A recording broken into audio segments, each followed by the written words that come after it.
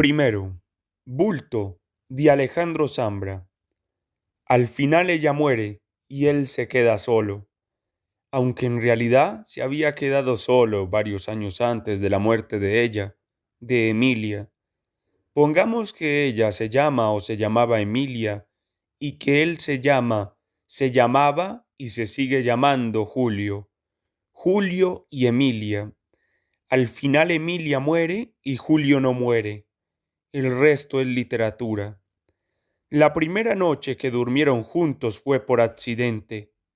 Había examen de sintaxis española 2, una materia que ninguno de los dos dominaba, pero como eran jóvenes y en teoría estaban dispuestos a todo, estaban dispuestos incluso a estudiar sintaxis española 2 en casa de las mellizas Vergara. El grupo de estudio resultó bastante más numeroso de lo previsto. Alguien puso música, pues dijo que acostumbraba a estudiar con música. Otro trajo un vodka, argumentando que le era difícil concentrarse sin vodka. Y un tercero fue a comprar naranjas, porque le parecía insufrible el vodka sin jugo de naranjas. A las 3 de la mañana estaban perfectamente borrachos, de manera que decidieron irse a dormir.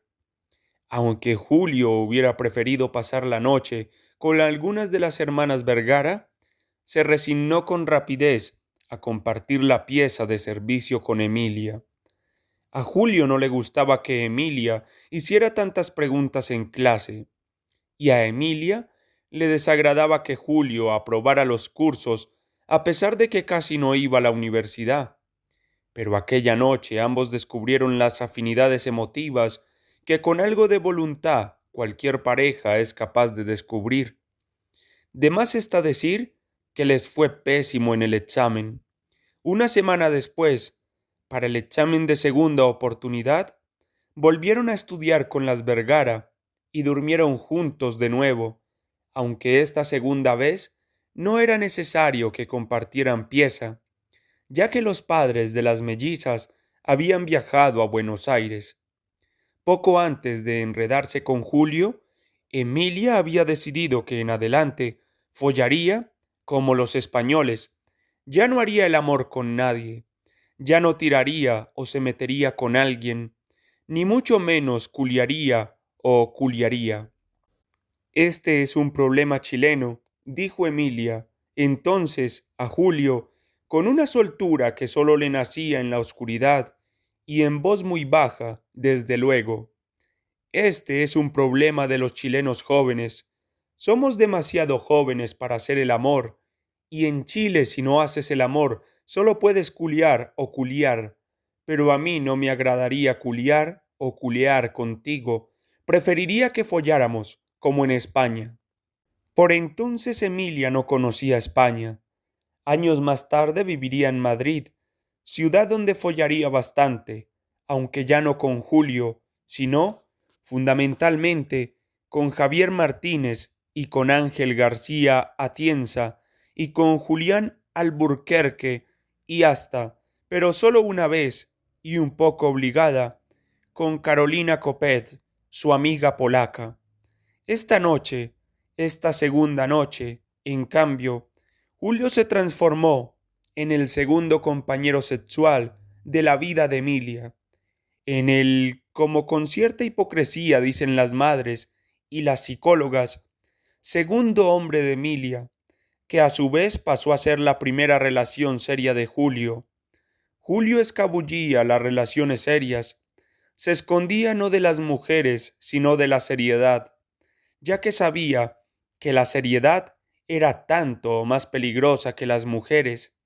Julio sabía que estaba condenado a la seriedad e intentaba, tercamente, torcer su destino serio, pasar el rato en la estoica espera de aquel espantoso e inevitable día en que la seriedad llegaría a instalarse para siempre en su vida.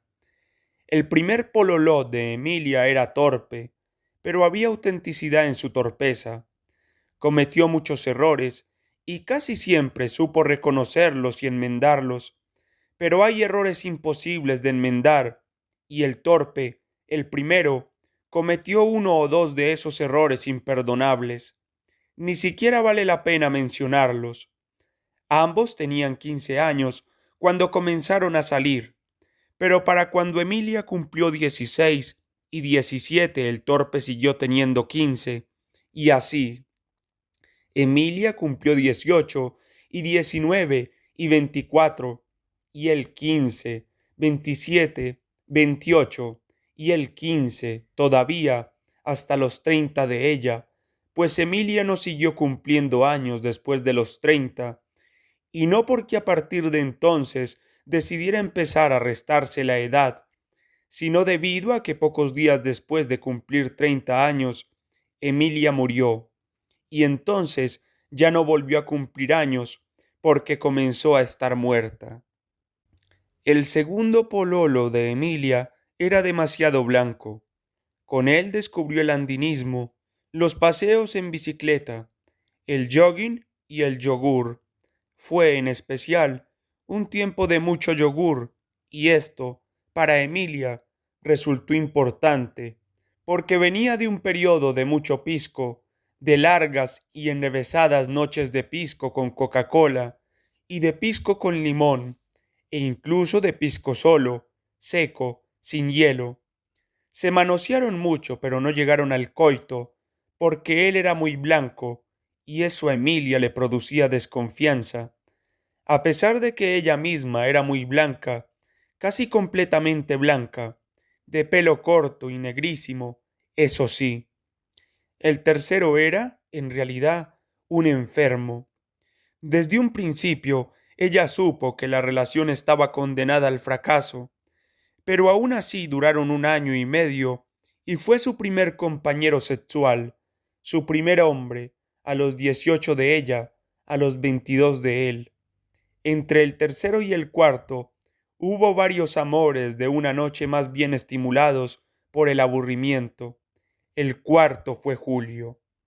Atendiendo a una arraigada costumbre familiar, la iniciación sexual de Julio fue pactada en 10,000 pesos, con Isidora, con la prima Isidora, que desde luego no se llamaba Isidora ni era prima de Julio.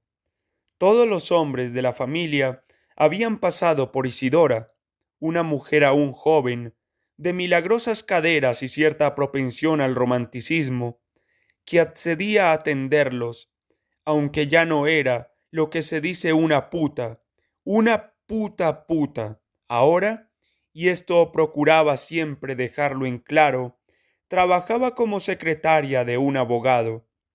A los 15 años, Julio conoció a la prima Isidora y siguió conociéndola durante los años siguientes, en calidad de regalo especial, cuando insistía lo suficiente o cuando la brutalidad de su padre amainaba y, por consiguiente, venía el periodo conocido como periodo de arrepentimiento del padre y enseguida el periodo de culpa del padre, cuya más afortunada consecuencia era el desprendimiento económico.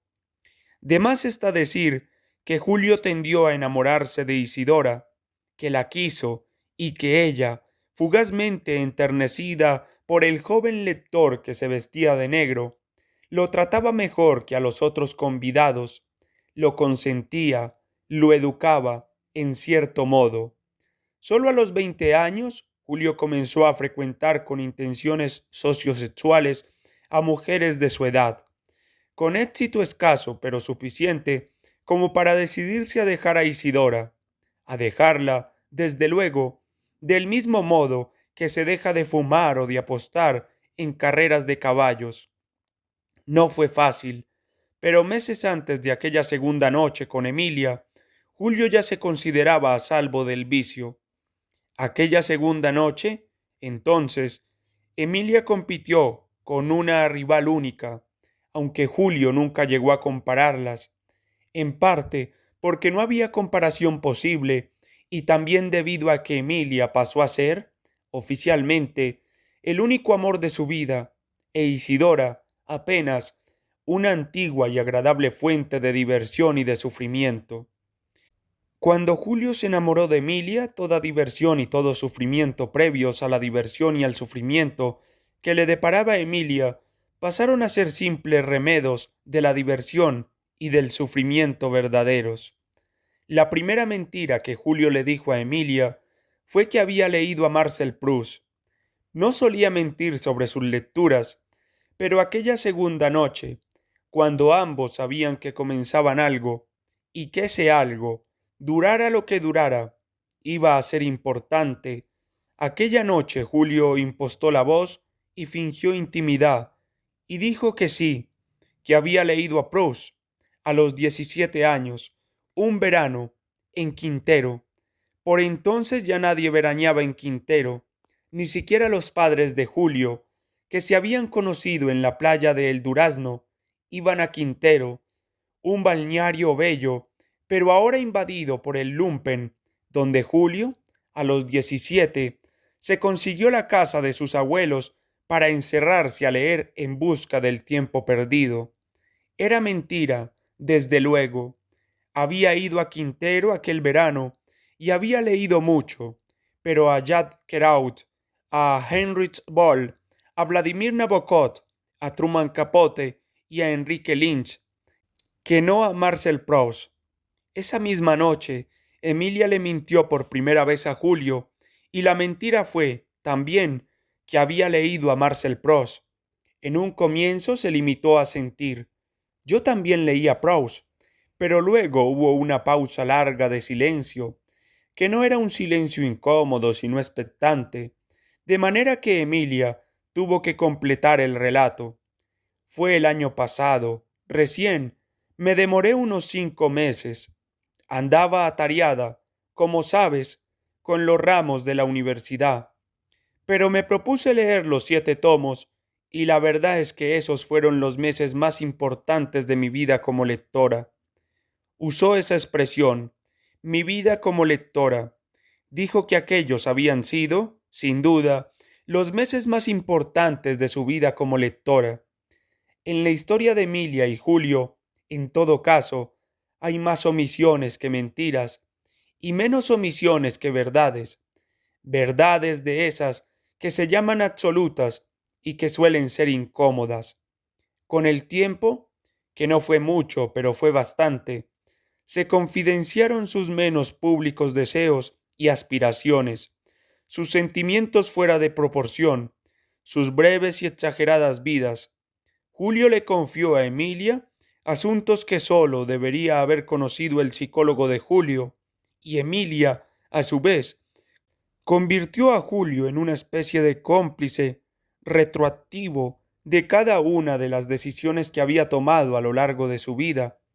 Aquella vez, por ejemplo, cuando decidió que odiaba a su madre, a los 14 años, Julio la escuchó atentamente y opinó que sí, que Emilia, a los 14 años, había decidido bien, que no había otra decisión posible, que él habría hecho lo mismo, y, por cierto, que si entonces, a los 14, hubieran estado juntos, de seguro él la habría apoyado.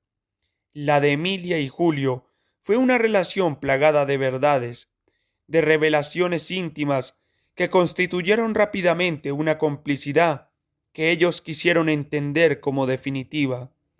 Esta es, entonces, una historia liviana que se pone pesada. Esta es la historia de dos estudiantes aficionados a la verdad, a dispersar frases que parecen verdaderas, a fumar cigarros eternos y a encerrarse en la violenta complacencia de los que se creen mejores, más puros que el resto, que ese grupo inmenso y despreciable que se llama el resto. Rápidamente aprendieron a leer lo mismo, a pensar parecido y a disimular las diferencias. Muy pronto conformaron una vanidosa intimidad. Al menos por aquel tiempo, Julio y Emilia consiguieron fundirse en una especie de bulto. Fueron, en suma, felices, de eso no cabe duda.